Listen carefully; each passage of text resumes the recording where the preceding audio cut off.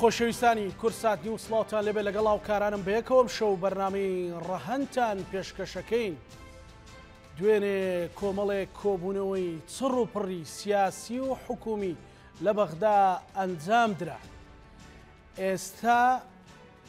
خەبەرەکەمان بۆ هاتووە بەڵام هێشتا پارەکەمان بۆ نهاتووە. نازانین دەرەنجامی ئەو کۆبوونەوانە چی دەبێت. هەندێک ئەڵێن هەرێمی کوردستان داوای 6 موچەی کردووە، هەندێک ئەڵێن داوای 800 ملیاری کردووە، هەندێک ئەڵێن داوای تعدیلی، هەندێک یاسای بودجەی کردووە.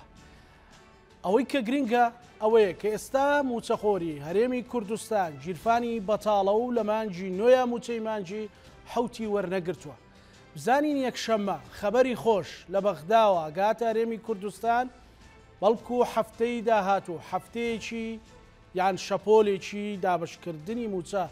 ڕوو لە هەرێمی کوردستان بکا و چەند ڕۆژێکی کەم خایانێ بۆ ئەوەی گیرفانی هاوڵاتیان گەرم بێتەوە. تام شەو ڕەهەند لە ڕەهەندەکانی کۆبوونەوەکانی دوێنێ پرسیارەکە لەگەڵ بەڕێزان بەڕێز دکتۆرە نەرمین معروف ئەندامی لیژنەی دارایی لە ئەنجومەنی نوێنەرانی عێراق بەڕێزیان بەسپاسەوە لە بەغداوە لەگەڵمانە بێ. هەروەها بەڕێز نەوزاد مهەندیس شارەزایی پرسی نەوت و غاز سپاس بۆ بەڕێزیشتە. دکتۆرە سڵاو لێبێ کۆبوونەوەکان دوای مشت و مڕێکی زۆر دوای چاوەڕوانیەکی تاقەت پڕوکێن پێ ئەچێ کۆبوونەوەکان باش بوو بێت. زانیاریەکان کاردانەوەکان لە دوێنێەوە تا ئەمڕۆ بەچی گەیشتون پێت وایە بەغدا ئەوەی کە لە چوارچێوەی یاسای بودجە هەیە دەشلکردنێک یان بەسەلەن لە فشارێکی سیاسی لەسەر حکوومەت دروستە بێت کە بتوانێت بڕەپارەیەکی زیاتر بۆ هەرێمی کوردستان بنێرێت؟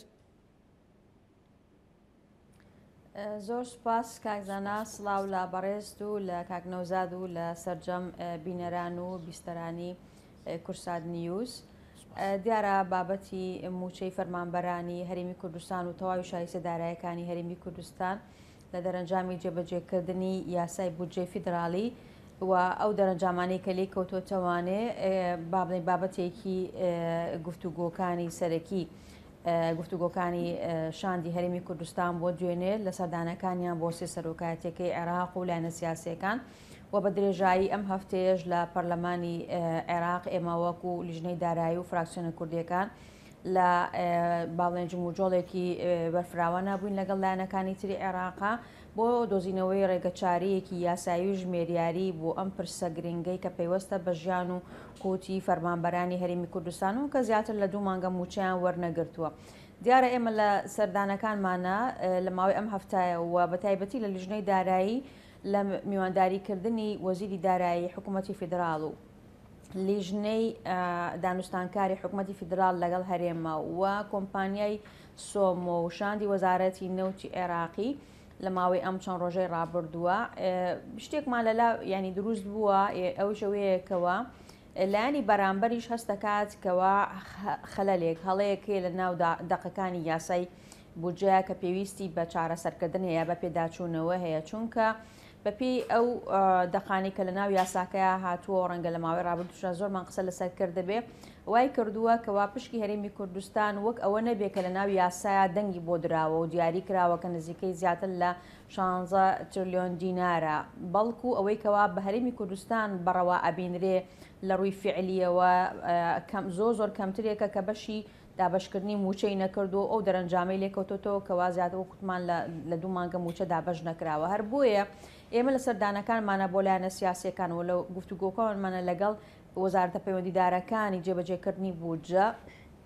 ئەم ڕاستیەمان وتووە کەوا ئەم دەقانەی ئێستا ڕێگرە لەبەر دابشکردنی پشکێریمی کوردستان یاخود دابشکردنی موچەی فەرمانبەران لانی کەم وەکو بەشێک لە پشکی هەرێمی کوردستان و دوێنێ شاندی هەرێمی کوردستان لە سەردانەکانیە دووپاتی ئەمەی کردوتەوە کە پرسی موچە نابێت تێکەڵی مەسەلەی خەرجی فعلی بکرێ یاخود بە شێوەیەک بێکەوە ئەو خەرجە فعلیانە کەمتر بێ لەوەی کەوا هەرێمی کوردستان بتوانێت موچەی پێدابشکا و هاوشێوەی فەرمانبەرانی عێراق پێویستە موشەی فەرمانبەرانی هەرێمیش زامن بکرێت لە هەمان کاتە و ئەوەی تری بمێنێتەوە بۆ مەسەلەی پاکتاوە داراییەکان یاخود پابندەکانی تری هەرێمی کوردستان لەبەرەوە توانم بڵێم لە دەرەنجامی سەردانەکانی شاندی هەرێمی کوردستان دوێنێ و ئێمەش لە ماوەی ئەم هەفتەی ڕابردووە توانین بڵێن جۆرێک لە هاوسۆزی دروست بووە لەلایەن سیاسەکانی تری عێراقەوە بۆەوەی کەوە پرسی موچە پرسێکی حیاتیە نابێ ینی بەم شێوەیە مامەڵی لەگەڵا بکرێ و لە هەمان کاتیشا ینی جۆرێک لە توانین بڵێن لە قەنەعەتێکی سەرەتایی دروست بووە بە ضرورەتی پێداچوونەوە بە دەقەکانی یاسای موازنەی 3 ساڵی حکوومەتی فیدراڵە بەڵام ڕەنگە مەسلەی هەموارەکەت لە ئێستاە ینی چۆنڵین عیلاجێک یا چارەسەرێکی کتوپڕی و ئانی نەبێ ئەمە ڕەنگە تۆزێ ڕەنگە کاتێکی زیاتری پێویست بێ لە چاو ئەوەیکەوە پێشنیازی یەکەمی هەرێمی کوردستان یا شاندی هەرێم بۆ لایەنە سیاسەکان و حکوومەتی عێراقی بەوەیکەوە بۆ چارەسەرکردنی ئەم تەنگەژەیەکەوە هەیە هەرێمی کوردستان بتوانێت بۆ هەرێکێک لەم 6 مانگەی دووەمی ساڵی 2023 مانگانە 800 میلیارد دینار وەربگرێت لە حکوومەتی فیدراڵ یاخود لە بانکەکانی سەر بە حکوومەتی فیدراڵ بۆ ئەوەیکەوە بتوانێت لانی کەم حەدی ئەدنا موچەی فەرمانبەران دابەش بکرێت و کۆتایی بهێنرێ بە چاوەڕوانی فەرمانبەران لە وەرگرتنی موچەکانیانە. بەڵێ ئەوەی کە وەکو وترا کە پێشنیازی کورتخایەن بێت بۆی بە زووی شتێ بگاتە گیرفانی هاوڵاتیان و موچەخۆرانی هەرێمی کوردستان بەسراوەتەوە بە کۆبنەوەی ئەنجومەنی وەزیران لە ڕۆژی یەکشەممە ئەوەی کە لە یاسای بودجە هەیە و ئەوەی دەسەڵاتی سەرۆکی ئەنجومەنی وەزیران یاخود ئەنجومەنی وەزیرانە ئەتوانێت چی بکات و بە پاڵپشتی و هاوسۆزێکە بەڕێز باست کرد لە هێزە سیاسیەکان. جاخۆی ئەمە زۆر گرنگە بەڕاستی خۆتانزانن لە عێراقا هیچ شتێک بە دەرنیە لە هاوکێشە سیاسیەکان بۆیە ئەم سەردانەی دوێنێ شاندەکە و هەوڵەکانی پێشوشمان لە پەرلەمان بۆ ئەوەی دروستکردنی زمینە سازیەک بۆ لە ڕووی سیاسیەوە لە نێو لایەن و فراکسیۆنەکانی بەشداربووی پەرلەمانی عێراق و هەروە هێزە سیاسیەکانی دەرەوەی پەرلەمان و سەر ئاسی سێ سەرۆکایەتەکەی عێراق بۆ ئەوەیکەوە جۆرێک لە زمینە سازی ئامادەکاری یاخود بابلین پاپشتی و سۆز دروست بکرێ بۆ ئەم پرسە تاوەکو حکوومەتی عێراقی کە لایەنی جێبەجێکاری بودجەیە و یاخود دەسەڵاتی تەنفیزیە بتوانێت ئەمە ڕنگدانەوەی هەبێت لەسەر بڕیارەکانی ئەندامانی ئەنجومەنی وەزیرانی عێراقی کە وا بڕیارە ڕۆژی یەکشەممە لە دانیشتنی خوانە لە کۆبوونەوەیکی تایبەت بەم پرسە ئەم پێشنیازانێکەوە هەرێمی کوردستان خسوێتە بەردەمی حکوومەت و لایەنە سیاسیەکان بڕیاری لێ بدرێ بۆیە ئەم با بڵێن سەردانە کاریگەریەکەی لێرەوە دەرەکەوێت کە لە ڕووی سیاسیەوە کووتمان ئامادەسازی یا زمینە سازیەک بکرێ بۆی کەوا کاردانەوەی هەبێت لەسەر بڕیارەکانی ئەنجومەنی وەزیران و بتوانن بە پێ و دەسەڵاتی کە سەرۆک وەزیران هەیەی و ئەنجومەنی وەزیران بە تێکرا بتوانێت دەرچەیەکی یاسایی بۆ ئەم پرسە بدۆزرێتەوە لە ئێستاە کە ڕەنگە توانین بڵین وەرگرتنی پارە بە قەرز ڕەنگە ئەمە نزیکترین چارەسەر بێ یا خود ممکنترین چارەسەر بێ لە ئێستاە چونکە ئەگەر بێت و بگەڕینەوە بۆ دەقی یاساکە خۆی لە ئێستاە بەو شێوازەی کە هاتووە لە ناو یاسای بودجەیە کە پشکی هەرێمی کوردستانی بند کردووە بە خەرجە فعلیەکانی 15 پارێزگاکەی تری عێراقەوە ئەمە ڕەنگە تا لە ئێستاە بەم دەقە نەتوانرێت مامەڵە لەگەڵ ئەو پرسەیە بکرێت و بڕێک پارەی زیاتر بۆ هەرێمی کوردستان بنێردرێت بەڵام ئەگەر بێت هەرێمی کوردستان داواکاریەکەی پەسەند بکرێ و ئەو 800 میلیارە بۆ هەموو مانگێ بنێرێ بە مانگی 7 شەوەکە بۆ 6 مانگەکە نزیکەی 4 تریلیۆن و 800 میلیارە بێ ئەمە خۆی بۆ خۆی ئەتوانێت بڵێ هەرێمی کوردستان دەستکراوە ئاکات کە لانی کەم موچە دابەش بکات و لەگەڵ ئەو داهاتە ناوخۆیانی کەوا لە بەردەستایە تا ڕادێکتوان بڵێ حەدی ئەدنای پێداویستی بەڕێوەبردننی دامودەزاکانی حکوومەتی هەرێم دابین بکە تا ئەو کاتەی کەوا دەرفەتێکی زیاتر لە ڕووی کاتەوە لە بەردەستی لایەنە سیاسیەکان و فراکسیۆنە کوردیەکانیان بێ بۆ ئەوەی کەوا پێشنیازی هەموارکردنەوەی یاسای موازنە طرح بکرێت لە پەرلەمانی عێراقی و بەو ڕێکارانی کەوا هەیە هەموار بکرێتەوەوانەی لە بەرژەوەندی هەرێمی کوردستان یا با بڵین بەو شێوەیە بکرێت کە وای لێ بێتەوە کە هاوشێوەی ساڵانی پێش شەڕی داعش واتە ساڵانی 2013 و ساڵانی پێش خۆی بەو شێوەیە بێکەوە ڕێگر نەبێت لە بەردەم خەرجکردنی تەواوی ئەو پشکێکە بەر هەرێمی کوردستان کەوتووە لە ناو یاسای بودجە. بەڵێ بەڕێز دکتۆرە نەرمینیانی ئەو پارەیە کە مەسەلەن ئەنجومەنی وەزیران بڕیاری لێدا ئەو 800 میلیارە هەر ئەو قەرزا بێکە لە ڕافیدەین و ڕەشید پێشتر باسی لێەوە کرا و بڕیاری لێ ئەدرێ یاخود وەکو 400 میلیارەکەی پێشوو لە بانقی مرکزیەوە دێت. خۆی ئەو بڕەپارانە کە ینی ئەگەر ڕەزامەندی لەسەدرا ئەکرێت لەلایەن هەرکام لەو بانکانەوە بێ بە تایبەتی بانکە بازرگانیەکانی وەکو ڕافیدەین و ڕەشید و بانکی TBI کەمانە ئەرسێکیان بانکی حکومین بانکی بازرگانین بەڵام لە مڵکایەتیان بۆ حکوومەتی فیدراالیە لەبەرەوە ئەماکوێتە سەرەوەی کەوا ئەگەر ئەوان توانێت ئەو سووریان هەبێت دەستەبەریکەن بۆ هەرێمی کوردستان ینی ئەکرێ بە یەک بانک یاخودوان یا بە هەرسێکیان ئەم ڕەپارەیە ئەم دابینکەن بۆ هەرێمی کوردستان بەڵام گرنگەوەی ڕاستیەکەی وێژەوەیەکەوە ئێمە گەر ڕەزامەندی بدرێت لەسەر ئەو بڕەپارەی کە هەرێمی کوردستان داوای کردووە چاڕوانیەوە نەکەین کە بە یەک گوژمە 4 تریلیۆن و 800 ملیارە بگات هەرێمی کوردستان بەڵکو ئەمە بە چەند گوژمەیەکە بێ لە بەرەوەی کە هەم خودی پارەکە بڕەکەی زۆرە ناکرێت بێ گوژمە بێت دوو ژەمامە داوامان کردو بۆ دابشکردنی موچە خۆشتا موچەی مانگی 10 و 11 و 12 نەهاتووە لەبەرەوە هەر کات بڵین کاتی دکتۆرە بوورە فەرمانبەرانی عێراق بۆی معلوم بێ بۆ بینەرەکانم باسیەوە کرێ 6 موچە دێ و 4 موچە دێ و 3 موچە دێ حقیقەتی ئەم بابەتە چۆنیە ینی بەڕاستی 6 موچە دێ یان سوار نه ئەمە بەسەریەکەوە ئەم بڕەپارێ نادرێ وەکوتم ئەمە موچەی مانگی 10 و 11 و 12 تایە ینی ئەمە هێشتا کاتی دابشکردنی موچێ و ماگانە نهاتوو لەبەرەوە پێشوەختان پارێ نێردرێ بەڵام بەدڵنیایەوە بۆ موچەی مانگی 7 کە کاتەکە یاوادەکەی تێپەڕیوە ئەمە بێگومان پێویستە کاتکەوە لە کاتی ڕەزامەندیدانی ئەنجومەنی وەزیرانە گوژمەی یەکەم و دووهەم بۆ ئەو دوو موچەیە بنێردرێ بۆ هەرێمی کوردستان تاوەکو بگاتەوە ئاستی دابشکردنی موچە لەگەڵ فەرمانبەرانی عێراق خاواتە هاوتا بێتەوە لەبەرەوە بۆ مانگەکانی تریش لەبەرەوە هەر کاتی دابشکردنی موچە هاو ئەکرێ لەلایەن ئەو بانکانەوە تەمویلی هەرێم بکرێ یاخود ئەو بڕەپارەیان وەکوتم بە قەرز پێ بدرێت لێرانەیە ئەم ڕەزامەندی هەرێمی کوردستان یاخود ئەو دیاریکردنی ئەم بڕەپارەیە لەسەر بنەمای چییە ئەگەر ینی حکوومەتی فیدراالی بێوێ داخوازیەکەی هەرێمی کوردستان جێبەجێکە ئەمە لە گفتوگۆکانمانە لەگەڵ بەڕێز وەزیری دارایی حکوومەتی فیدرال لەسەر ئەم پرسە هەفتەیەک بەر لە ئێستا باسی لەوە کرد کە هەتاوەکو 25/6 ئەم ساڵ بودجە نوێیەکە نەچۆتە بواری جێبەجێکردنەوە بەهۆی درەنگ پەسەندکردنی لە پەرلەمان و دواتریشتا دەرچوونی ڕێنمایەکانی تقریبا 6 مانگی یەکەمی ساڵ تێپەڕیوە بۆی ئەم بودجێ نەچۆتە بواری جێبەجێکردنەوە بەڵام بۆ 6 مانگی داهاتوو بە خەرجە فعلیەکانی بواری تەشغیلی و بۆ جێبەجێکردنی بودجەی استیسماری بە دڵنیایەوە بڕێک پارەی زیاتر خەرجەکرێ واتە حکوومەتی فیدراالی دەستکراوەترێکە بێت کە بڕێکی زیاتر پارە خەرجکە ئەمە ژواکە بەمانەوەی ئەو دەقەشکە ئێمە گلەیمان لێ هەیە وەکو کورد لە مادەی 11 واکە لەگەڵ ئەوەشە بڕێک پارەی زیاتر بەر هەرێمی کوردستان بکەوێت لە خەرجە فعلیەکانی دەوڵەتی عێراقی هەر بۆیە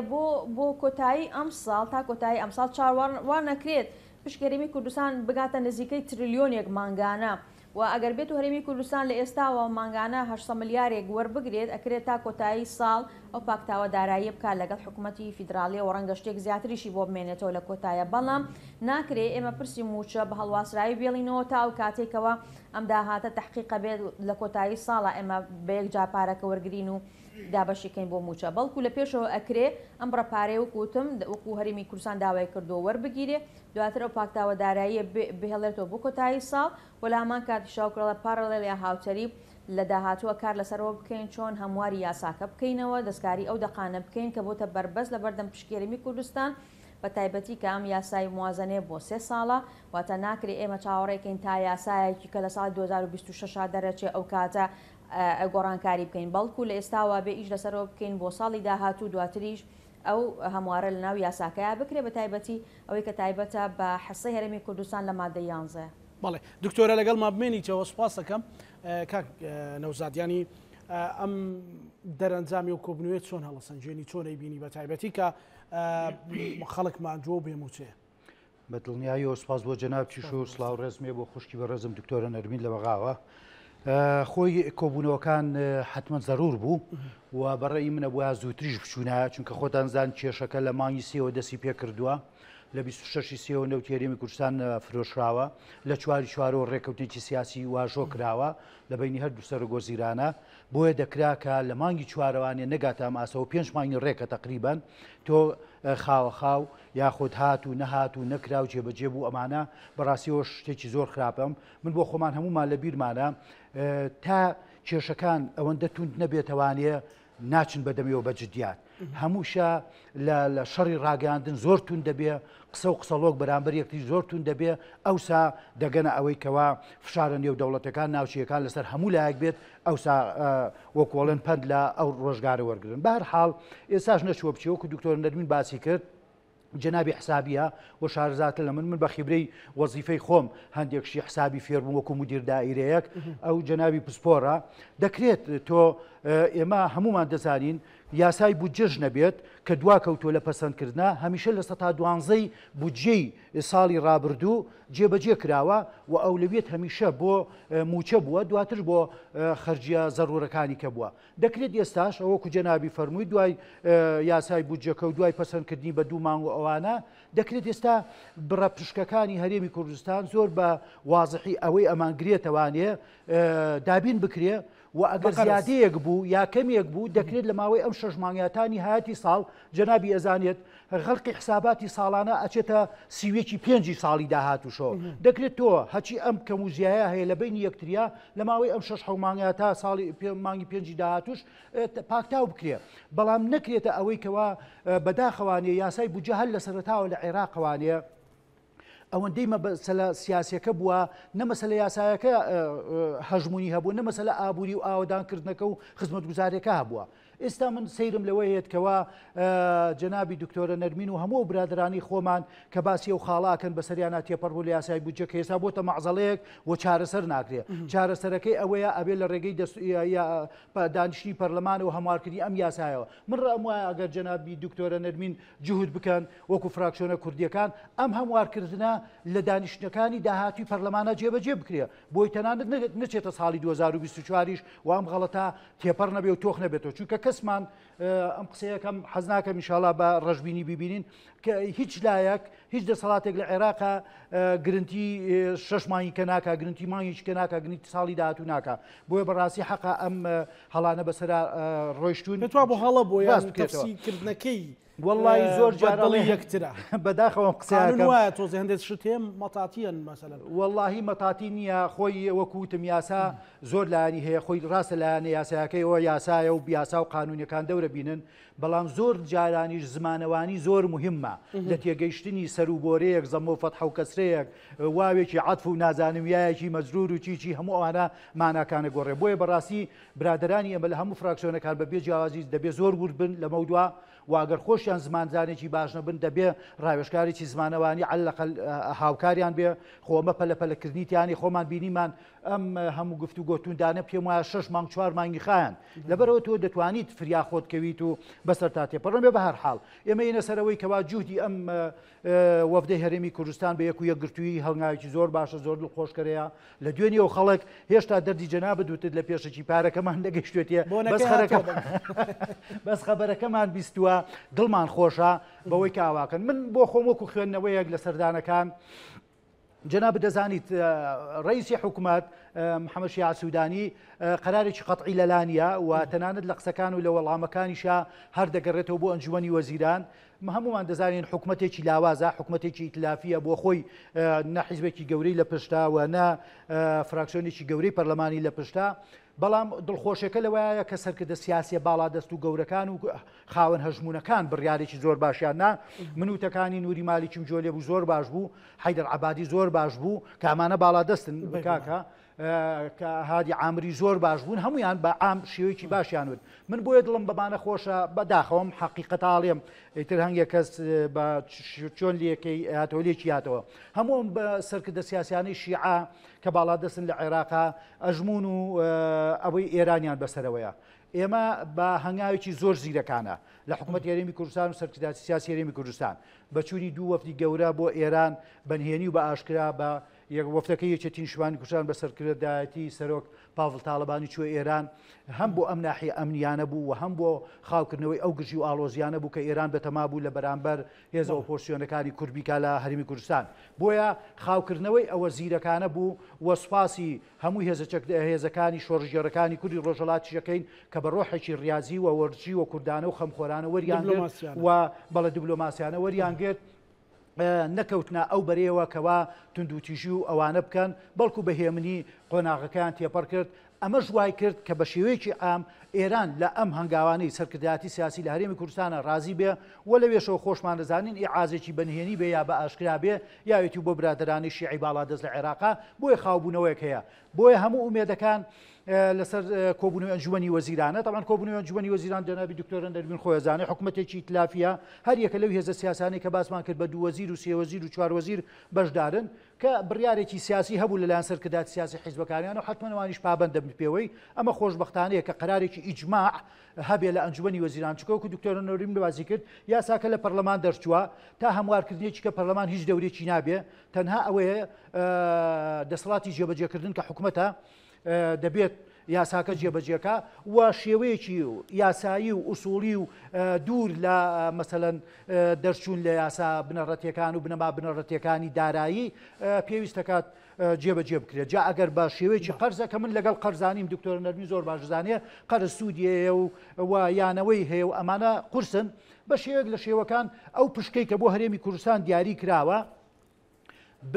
بدرێت خۆ ئێمە لە بەنیاز نین لە حکوومەتی عێراقا جیابینەوە تا قۆناغێکیکە و مامەڵەیەکی یەکسان و عادلانە و دادپەروەریانەمان لەگەڵا بکەن وەکو هەموو فەرمانبەرانی بەغداد لە باشوور و ناوەڕاست بەڕاستی کاکە زانە یعنی مەسەلەی موچە مەسلەیەکی ئەخلاقیە مەسلەیەکی یاساییە مەسلەیەکی دەردی کابراڵێ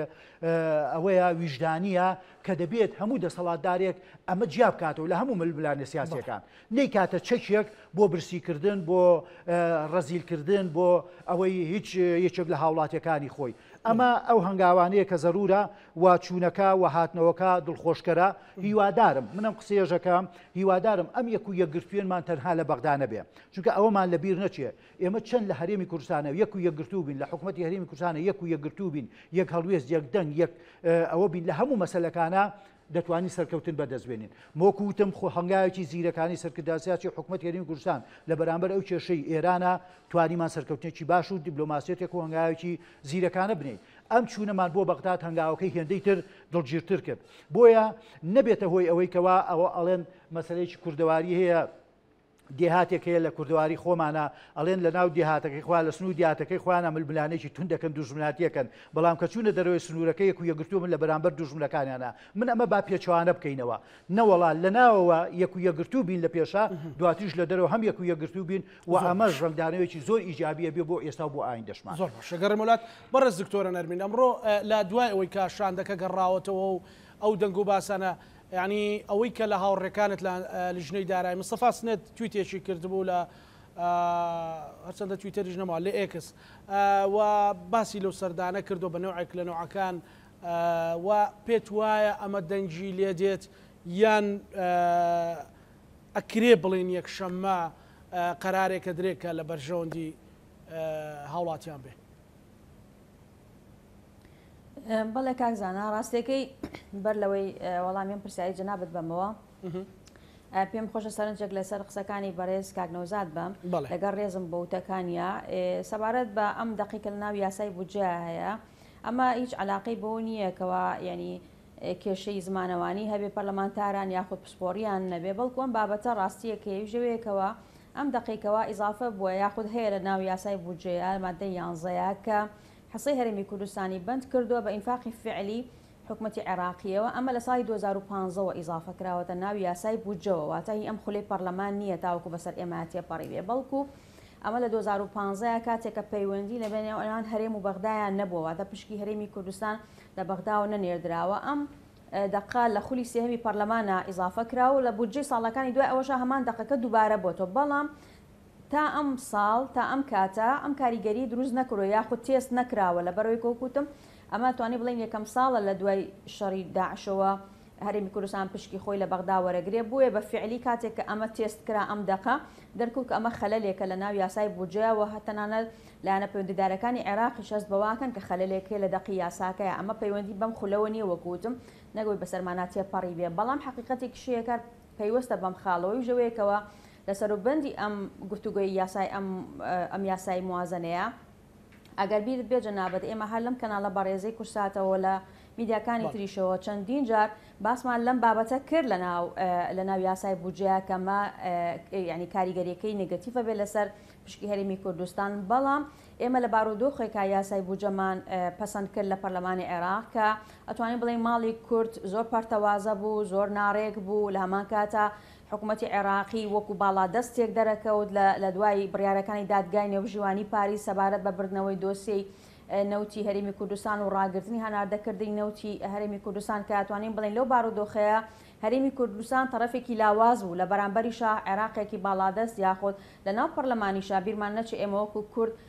ژمارەمان زۆر نییە توانین بڵێم وەکو کورد کەمینەی لە ناو پەرلەمانە لەبەرەوە پەسەندکردنی یاسای بودجە بە و دەق و تێکستێکەوە هەیە مانای ئەوە نی ئێمە ڕازی بووین لەسەر هەموو بڕگەکانی یاخود لێ تێنەگەشتمی بەسەرمانە تێپەڕی بێ، بەڵام بۆ ئەو بارودۆخە هەر ئەو نە ئەتوانراکەوە گۆڕانکاری بکەیە، هەرەو نە ئەتوانی تۆ پارێزگاری لە مافەکانی خۆت بکەیت، بەڵام بەشێکی تری بەهۆی زۆرینەی لایەنەکانی ترەوە بە زۆرینەوە کەمینەکە پەسەند کراوە دەرەنجامەکەی ئەمەیەکەوا بینیم، بەڵام خۆشبەختانەوەی کەوا هەیە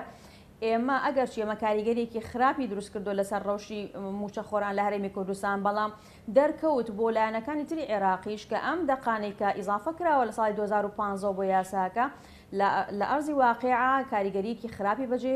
بەجێهێشتۆ لەسەر ڕەوشی ئابووری خەڵکی هەرێمی کوردستان بەتایبەتی موچە خۆران و ئایندە و چارەنووسی هەرێمی کوردستان لە چارچێوەی دەوڵەتی عێراقاوە خوازێکەوە ینی ئەو گرفت و بربەستانێکەوە هەیە لە بەردەم پشکی هەرێمی کوردستانە چارەسەر بکرێن، ناکرێت بەو گرژی و ئاڵۆزیە بەردەوامی بدەین بە پەیوەندیەکانمان لەگەڵ ناوەندە، هەر بۆیە جۆرێک لە تێگەیشتنیش هەیە لەلایەن بەرامبەرەوانەیەکەوە ئەم کێشەیە بێ چارەسەر بکرێت. جا ئەو چارەسەرەوە کوتم چارەسەرێکی کاتی و ئێستایی فەوری بۆ ئەم پرسە لە ڕێگەی وەرگرتنی بڕێک پارەوە کە بۆ شەژمانی داهاتوو بێت لەگەڵ چارەسەرێکی ڕیشەیی بۆیکەوە ئەم دقیقەوە ئیزافە کراوە ساڵی 2015ەوە لا ببرێ. لەبەرەوە من بۆ خۆم گەشتبینم بەوەیکەوە ئەو لێدوانانەی یاخود ئەو سەردانانەی کە دوێنێ شاندی هەرێمی کوردستان کردوێتی پارەڵێڵ و هاوتەریب لەگەڵ ئەوانەی هەوڵەکانی هێزە کوردستانیەکان لە ناو پەرلەمانی عێراق کاریگەریەکی باشی ئەبێ لەسەر بڕیاری سیاسی یاخود بڕیاری لایەنە سیاسیەکان کە بەشدارن لە حکوومەتی فیدراڵە و ینی پێشبینیەوە کەم کەوە داخوازی و پێشنیازەکانی هەرێمی کوردستان لە کۆبوونەوەکەی داهاتوویانە پەسەند بکرێت. بەڕێز دکتۆرەوەی پرسیارم کرد لێکەوتەکانی چین مەسەلە لەلایەن پەرلەمانتارەکانی لیژنەی دارایی و شارع عێراقی بەعام. بەڵێ ئێمە ئەوەی کەوا گرنگە یاخودەوانەی کە قسەیان لەگەڵا کراوە یا سەردانی کراوەوانە هێزە سەرەکیەکانن جاچ لە ناو پەرلەمان ئابێت یاخود لە ناو حکوومەت ئابێت چکە دوجار حکوومەتە کە حکوومەتی ئێتیلافیە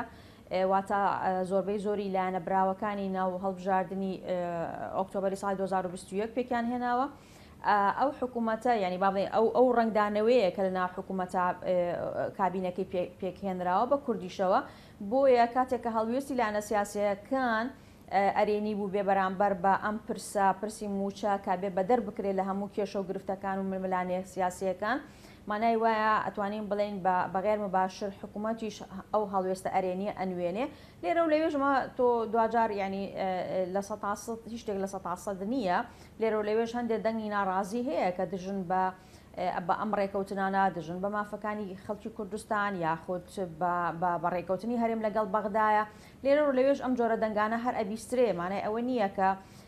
گرنگەوەی ئەوەی کە بڕیار بەدەستە ئەوەی کە زۆرینەی دەنگەکانی لایە گرنگ هەڵوێستی ئەو لایەنانەیە کە وەکوتم کە دوێنە سەردانی کراون کەوانە چووکە هەم لە ناو پەرلەمانە زۆرینەی دەنگەکانیان هەیە زۆرینەی کورسیەکانیان هەیە و هەمان کاتیش لە ناو حکوومەت و دەسەڵاتی جێبەجێکردنە ئەوانە زۆرینە پێگەێنن گرنگەوەیە هەڵوێستی ئەوانە ئەرێنی بووە بەرامبەر بەم بابەتی کە پێوەستە بە پشکی هەرێم و موچەی فەرمانبەرانی هەرێمەوە. باشە ئەوەی کە بۆ بەڕێستان لەگەڵ وەزیری دارایی حکوومەتی عێراقی کۆبوونەتەوە کولیژنەی دارایی و بەنیاز بوون و ئاژوو کۆ بکەنەوە پێش سەردانی شاندەکە هەر بەڕاستی ئەگەر بۆ بینەرەکانم ڕوون بکەیتەوە مەسەلەی ئەو خەرجی فعالیەت چییە مەسەلەن هەڵبەتە بۆ من معلومە بەڵام بۆ بینەرەکانم حتا ئێستش کە ئاوها بەردەوامە ئەگەر تعدیلی تێدا نەکرێت هەمیشە ڕێگریەکە و باسی شکرێت کە 2015 وەزیری ئەو کاتە وەزیری دارایی کورد بووە کە ئەو بابەتە ڕۆیشتووە. بەڵێ خۆی بابەتی دقی خەرجی فعلەکە چییە من نامێت شتەکە زۆر قورسکەم لە بینەران بەڵێ بەسان ئەوەیە کە ئەڵێ حکوومەتی عێراقی 15 پارێزگاکەی عێراق چەندیان خەرج کرد لە خەرجیەکانی بەگەڕخستن یاخود جاری لەگەڵ خەرجی بواری وەبەرهێنان لە کوی ئەم پارەیە کە خەرجەکرێ مانگانە بێ یاخود بە 3 مانگ یا بە 6 مانگ کە ئەژماریەکەی لەما لە دوای لێدەکردنی خەرجیەکانی سیادی و حاکیمە خەرجی سیادی و حاکیمەش ڕەنگە خەڵک بپرسێت چییە خەرجەکانی سیادی و خەرجانە کە پەیوەندی هەیە بە سەرۆکاتیەکانی پەرلەمان و سەرۆکاتی کۆمار و ئەنجومەنی وەزیران و قەرزەکانی عێراق و تێچووی پرۆسە نەوتەکان واتە دەرهێنانی نەوت و گواستنەوەی نەوت و ئەمانە لەگەڵ فایدەی و قەرزانێکەوە عێراق کردوێتی ئەمانەی لێ دەرەکرێت و خەرجی حاکیمە کە پەیوەندی هەیە بە کۆبوونی خۆراگەوەی کە ناسراوە بە بایعی لەگەڵ خەرجەکانی دەرمان ئەمانەی لێ دەرەکرێت ئەوەی کە مایەوە لەو بڕەپارەیە پشکی هەرێمی کوردستانی لێ ئەدرێ بە ڕێژەی 12.67 کە وەزیری دارایی لە سەردانەکە بۆ لیژنەی دارایی باسی لەوە کرد کە ئێمە بۆ ئەم ساڵ واتە 2023 لە 6 مانگی یەکەم کە بودجەی نوێ نەبووە بە ڕێژەیەک لەسەر 12 ساڵی پاریان خەرج کردو کە بۆ 6 مانگ لە عێراقا 47 تریلیۆن دیناریان خەرج کردو بە فعلی لەو 27 تریلیۆنی خەرجی سیادی و حاکیمە بووە نزیکەی 20 تریلیۆنێک ماوەتەوە لەو 20 تریلیۆنە اینجا پشکی هەرێمی کوردستان بە 12.67 دیاری کراوە کە تەنها نزیکەی 2 تریلیۆن و 594 ملیارد دینارەکە کە ئەمە زۆر کەمترێکە لە پشکی هەرێمی کوردستان کە لە بودجە دیاری کراوە و هەروەها لەو پێداویستی هەرێمی کوردستان بۆ دابەشکردنی موچە ئەنی ئەمە حقیقەتی بابەتەکە قسەیەک هەبوو کە لەوتە بێژە حکوومەتەوە ئاوکەت خۆت دکتۆرە قسەیەک هەبوو کە ئەگەر بێت و حکوومەتی عراقی ببوورە مەسلەی خەرجی کۆمپانیاکان بدا بەو نرخەی کە هەرێم لەگەڵیان ڕێکەوتووە ئەوان کێشیان نییە لەسەر مەوزوعی ئەوەی کە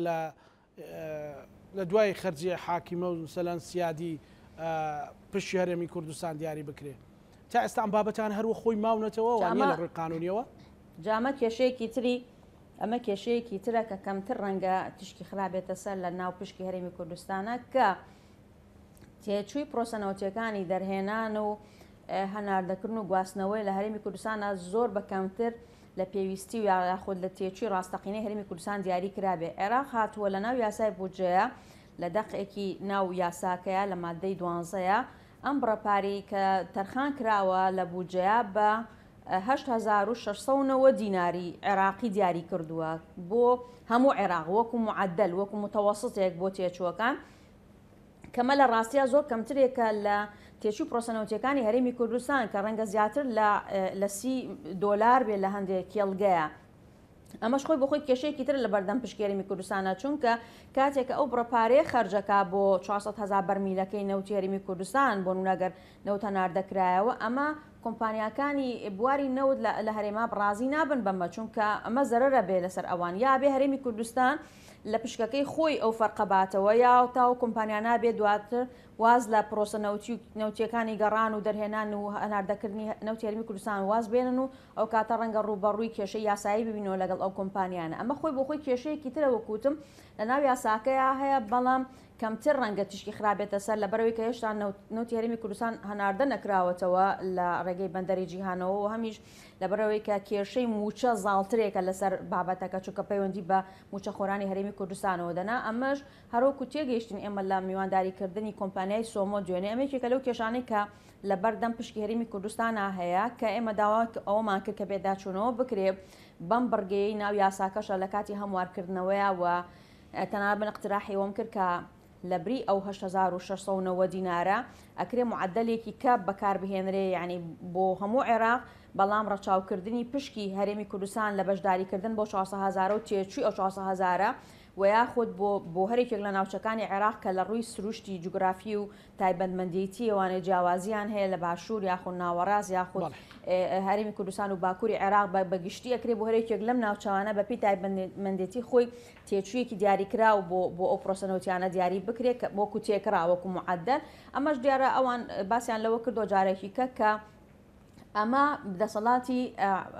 پەرلەمانی عێراقا چونکە ئەو لایانی داڕێژەری یاساکەیە ئەگەر هەر تعدیلێک بکرێت پێویستە لایەن پەرلەمانەوە بکرێواتە یعنی ضرورەتی پێداچوونەوە هەموارکردنەوەی یاساکە نەک تەنها لە بڕگەی 11 یا مادە 11 کە تایبەتە بە پشکی هەرێمی کوردستان بەڵکو لەو بڕگەیەشە ڕەنگە بۆ نەک تەنها بۆ هەرێمی کوردستان بەڵکو هەندێک کێڵگە هەیە لە دەرەوەی هەرێمی کوردستان و هی حکوومەتی عێراقیە تێچۆکەی نزیکەی ڕەنگە $30 ببێ بەڵام هاتوون لە ناو یاساکەیە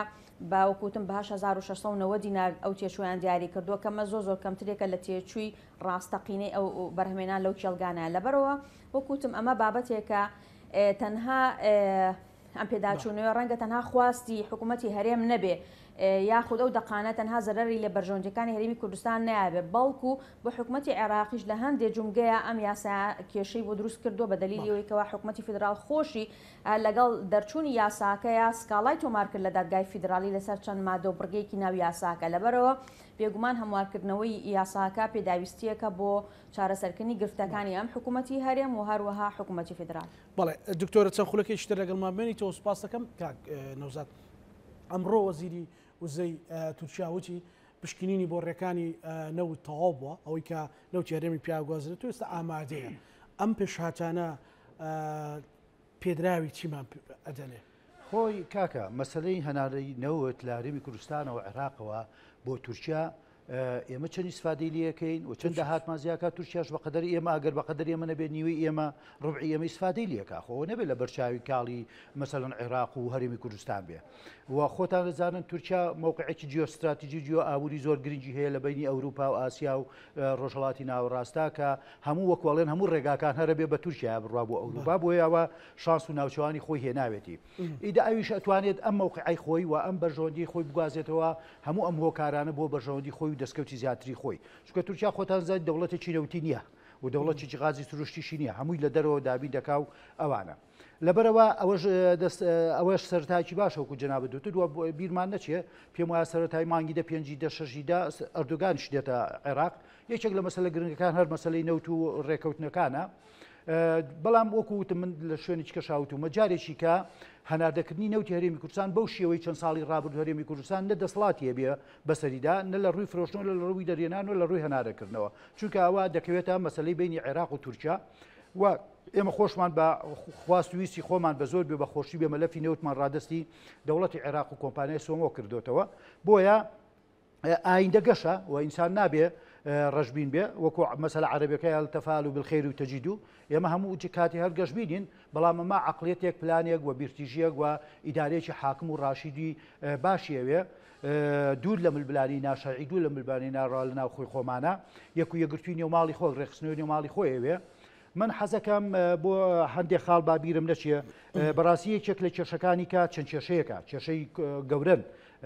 من وەکوتم بەڵام هەموو ئەم کێشانە جاریش کەشتێکی دەکەمەوە نابێ موچە ببێتە هۆکارێک وەسیلەیە کارتێکی فشار ئەجنا لە کۆبوونەوەی پێم وایە دکتۆرە نەرمینە گەراگەدار بێ لە کۆبوونەوەی 38 کە وەفتی هەرێمی کوردستان و وەفتی بە حکوومەتی بەغدا بە سەرۆکاتی دکتۆر فواد حسێن وەکو جێگری سەرۆگۆزیران و وەزیری خارجی سەرپەرشتی کرد و 6 خاڵی زۆر گەورە کێشە و ملبلارەکانی لەسەرە لە مەسەلەی فرۆشتنی نەوت و نرخی نەوت لە شەژمانی یەکەمە کە سۆمۆ دەڵێ هەربێ بە نرخی من بفرۆشێ خۆشمان دەزانین هەمیشە هەرێمی کوردستان بە $10 و $12 و $15 کەمتری لەو فرۆشتووە خاڵی دووهەم مەسەلەی ناردنەدەرەوەی لە لای ڕێگەی تورکیاوە کە ئەمەش تورکیا سعرێکی زۆر بەرزی دادنا لە گواستنەوە و لە فرۆشتنا کە حکوومەتی عێراقی بەمە رازی نییە و کێشێکی گەورەی میاسایی دروست دەبێ ئەگەر ئێمە بچینە ژێرباری کوا داهات و دەستکەوتمان لە شوێ بێنین بەڕاستی واگەر حکوومەتی عێراقیش نەچێتە ژێرباری بەڕاستی کێشەیەکی یاسایی لە بینی کۆمپانیاکان وەرێمی کوردستانە بۆی بەڕاستی ئەمە ئیشی لیژنەی دارایی و هەموو فرۆکسانەکانی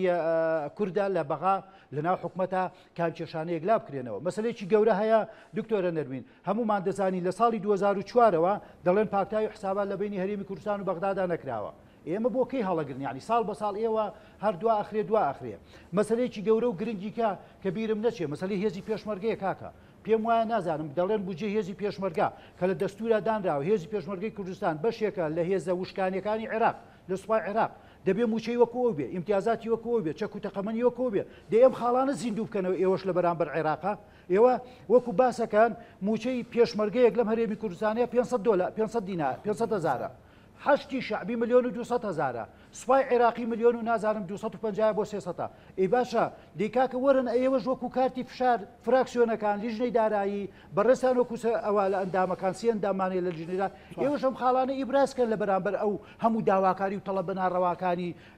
دەوڵەتی عێراقیە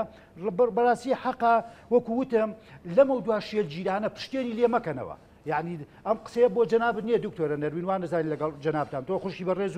و ئەوەی فراکسیۆنی یەکێتی بەڵام بۆ هەموو لەسەر کۆمارەوە بازەکەم لە وەزیرەکانەوە بازەکەم لە فراکسیۆنەکانەوە بازەکەم لە هێزە سیاسەکان لە پشتی هێزە سیاسەکان لە هەرێمی کوردستانە کاکە ئێوە موچەی خۆتان هەیە ئەلحەمدولیلا عافیەتان بێ و خوا ئەوەی کەتان باتێ بەڵام ناکرێت ئێوە پشتی لێ بکەنەوانە وڵا ئێستەکانە هەفتەیەکی کە مانگێ دوو مانگ موچە نێرا بۆ هەرێمی کوردستان هەمومانی تر تەواو کاکە مەسەلای وەرن ورد ببنەوە ئەم خاڵانی کە ئێستا جەنابەت باسی یەکەی بەسەرا تێپەڕیوە لە نەزانینەوە بۆ لە تێنەگەیشتنەوە بووە لە قەستی سیاسیەوە بۆ کە کراوەتە ناو بەند و مادەکانەوە وەرن ورد و درژ وەزیرەکە کورد بۆ 2015 کە کراوە بەڵێ قەیچێکە خۆ کاکە یعنی مەسلەی بۆچی یاسا قابلی هەموارکردنەوەی بۆچی هەموارکردنەوە تعدیل دانراوە پەرلەمانە حەیونی ورزق دانیشێ لە جەلساتی خۆیە ئەمە ئیشی فراکسیۆنە کوردەکانە بە تایبەتی بە هاوکاری کە ئەڵێن زەرەری هەموو عێراقیشە بە هەمووتان ئیمزا کۆکەنەوە بیخەنە جەلسەیەکی دانیشتنەوە هەموارکردنی چەند بڕیەکە بە ئیتیفاق تێپەڕیکەنەوە بەڕاستی بۆیە ئەڵێم قسەکەم ئەمەیە بەم ناردن و بەم وعد و عودە شیرینیانە کە هێشتا نەگەیشتوتە باخەڵمان پشتی لێ نەکەنەوە قەستمەوەیە لە بەغا هەموو میلەت خۆتانە بین لەم هەفتەیە لەم سوۆسیال میدیا پڕ بووە حتا داوای ئەوانە کرد کە هەموو مەسئولینی کورد بەغا بەجێ بێڵێ بایکۆتی دەسەڵاتی بەغا بکەن لەسەر کۆمارەوە بێنەوە کاکە مێنەوە مێنەوە چیەکەن یعنی وەزعکاوەندەی دەخراپترە بێت ئەگەر تۆ بەشێکی سیاسی دووربینانە سەیری بکەی بۆیە بمێنەوە بەڵام دیفاعکەن بمێنەوە کاکە حەق حقوق و مافڕەوەکان شای سەدارەکان بسێنن من لێرەوە جارێکی ئاڵێم مادەی 140 چێ باسی ئەکا باسی خاک کوا باسی مەسەلەی کەرکووکە ماسە ناوچە دابڕێراوەکان کوا هەموو ئەم کێشە و مەشاکلانەی کەرکووک بۆ ئەوەیە گرگرگرگر جارێککە لە منتیقی کەرکووکە هەڵبژاردی پارێزگاکان نەکرێت و دوا بخرێت و مەسلەی کەرکووک و چارەنووسی کەرکووک و زۆربەی منتیقەکان بە چەند ساڵی ڕابردوو بڕوە یەکەت تەمەند چەنە ینی 18 ساڵ 19 ساڵمان تێپەر کرد و 19 کێمان بەبەرەوە ماوە لەبەرەوە من قسەکەم ئەمەیە دەبێت هەموو مەسئولینی کورد بە سەرکرداتی سیاسی کوردەوانێ لە بەغداد بن من ڕێی من و ئەمە سیاسەتێکی یەکێتی نیشتمانی کوردستانە کە دەڵێت چەقی قورسایی ململانەکانمان پەیوەندیەکانمان توتۆڵەکانمان دەبینە بەغا بالفعلی سەرۆک پاڤڵ یعنی مەقڕی خۆی لە بەغدادا لە ماڵی مام کردوێتە مەقڕێکی سەرەکی خۆی کۆبوونەوە دیدارەکان سەردانەکان بەلایەوە زۆر ئاساییە ئەگەر لە مانگێکا 15 و 20 شەو لە بەغدا بێت زۆر ئاساییە چونکە بیرمان نەچێت ئەو کاتانش کە کێشە و مەشاکلەکان لێرە لە ئێستادا زۆر توندوتر بوون هەمومان بیرمانە شەڕی تایفی و ناوخۆی سونە و شیعە و کوشت و کوشتار جەنابی مام جەلال کوردستانی بەجێش بوو لەوێ دانیشت بوو تواندا کۆنتترۆلی وەزعەکان کرێ بە هەر شێوەکان لە بەرژەوەندی کورد و کوردستان ئێستاش من ڕووەکەمە سەرکرداتی سیاسی کورد بە تایبەتیش سەرکرداتی پارتی دیموکراتی کوردستان ئێوەش بەشێکی گەورن لەم هەرێمی کوردستانە لە عێراقا و خۆتان بەخاوەن و بە مێژوو بە ئەوانە ئازانن دەی هەردووکتان دەست بکەنە دەستی یەکتریەوە لەگەڵ یەکێتی نیشتمانی کوردستان و هەموو فراکسیۆنەکانی کەش هەموو حیزبەکانی کەش من دایمەن وتومە ئەگەر گلەیەکی گەورە و پلەیەک لە یەکێتی نیشتمانی کوردستان و پارتی بکرێت گلەی دوو هەمیش کەمتر نییە لە بۆ حیزبەکانی کە ئێوەش نفوستانەیە ئێوەش علاقاتی نێودەوڵەتیتانی ئێوەش علاقاتی حیزبیتانی لەگەڵ حیزبە سیاسیەکانی سونە و شیعە و ئیخوانیەکان و نازانم ئەردۆگانەکان و هەمووانە بەکاربێنن ئێوە سیاست یعنی چی سیاست بریتیە لەوەی کەوا چیت پێکرێ بیکە و دەستی بخە بۆ بەرژەوەندی میلەتەکەی خۆت بۆی هەمومان مەسئولین بە بچووک و گەورەمانەوە لەبەرەوە لە پەرلەمان چیمان پێکرێ بیکەین لە دەرەوەی پەرلەمان چیمان پێکرێ بیکەین بۆ ئەوەی کەوا بەڕاستی ئەم دۆخە قەتیسات قەیرانە داراییە لە ساڵی 2014 ڕێککەوتە ئەم هەرێمی کوردستانەمان بەڕاستی بابەت بێت و ستۆپی پێ بکەیت زۆر سپاس دەکەم دکتۆرە مەسەلەی ئەوەی تکرارکەمەوە پێت وایە لە یەکشەممەیە هیچ گرێ و گۆڵەیەکیان بەربەستێک لە بەردەم ئەو مژدە نەهەتیارە هەبێت ئەوە دووەم هەردووچیان گەر بە کورتی وەڵام دەیتەوە مەسلەی هەمواری یاساکە پێت وایە ئاسانە بێ یان کارێکی قورسە هەمواری خۆی وەکوتم بەنسبەت ئەوەی ڕۆژی یەکشەممەوە جۆرێک لە هاوسۆزی و هاوهەوێستی لایەنە سیاسە سەرەکیەکانی گۆڕەپانی سیاسی عێراقەوە دروست بووە سەبارەت بەم پرسە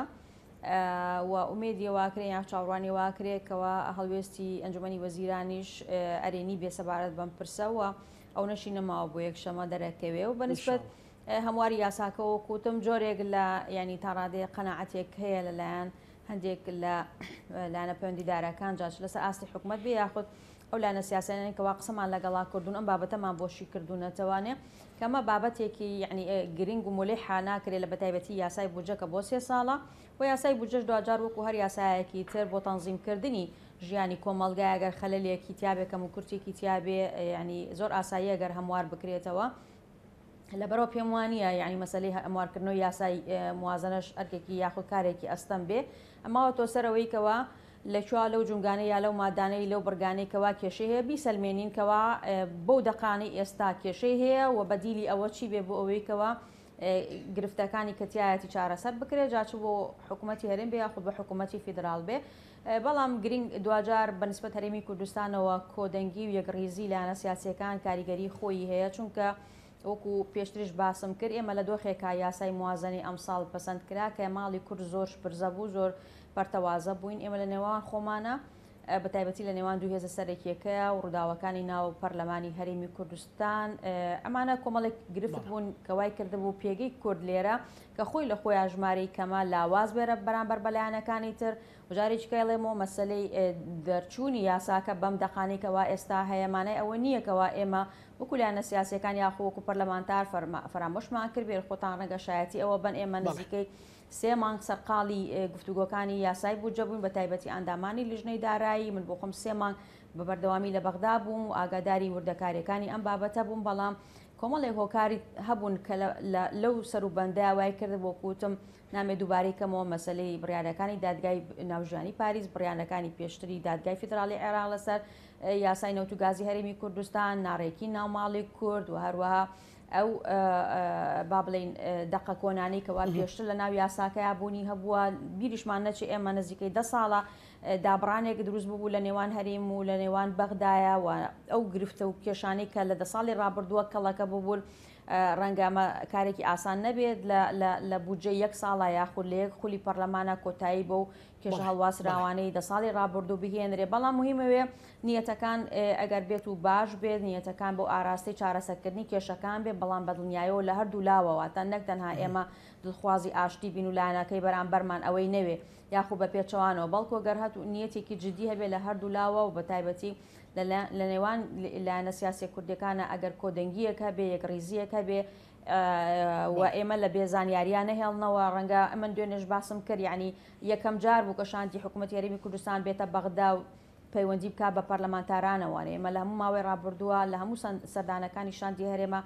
پەیوەندیان نەکۆ بە پەرلەمانتارانەوە وی پەرلەمانتاران بەجیا کاریان کردو شاندەکەش بەجیا بۆ ئەوە ئەمەش پێویستە یعنی لە هەمیشە لە پەیوەندیا بین زانیاری ئاڵوگۆڕ بکەین بۆیکەوە بە هەمومان پێکەوە نەک تەنها ئێمە لە گرفتەکانە